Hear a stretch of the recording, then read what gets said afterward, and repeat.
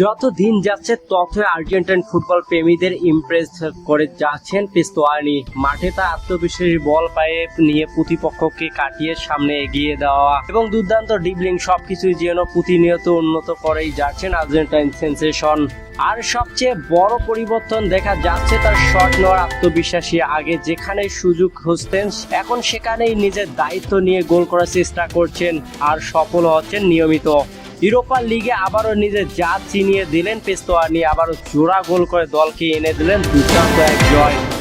ম্যাচের মাত্র 19 মিনিটে ডি বক্সের বাইরে থেকে অসাধারণ এক শটে গোল করে সবাইকে তাক লাগিয়ে দেন পেস্তোয়ানি। দূরপাল্লা সেই শটে গোলকিপার আসলে কিছুই করার ছিল না, তবে পেস্তোয়ানি যেন এক গোলেই থামার পাত্র নন। ম্যাচের 61 মিনিটে আবারও ডি বক্সের বাইরে থেকে নিলেন দুর্দান্ত এক শট। আরেকবার বল জড়ালো জালে, গোলকিপার যেন চোখের পলকেই বুঝতে পারছিল না বল কখন তার জালে জড়িয়ে গেছেন।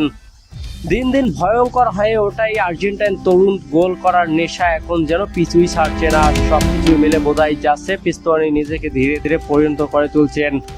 আর এইভাবে পারফরমেন্স করতে থাকলে খুব শীঘ্রই জাতীয় দলের করা আবারও নাড়বে তার দিকে।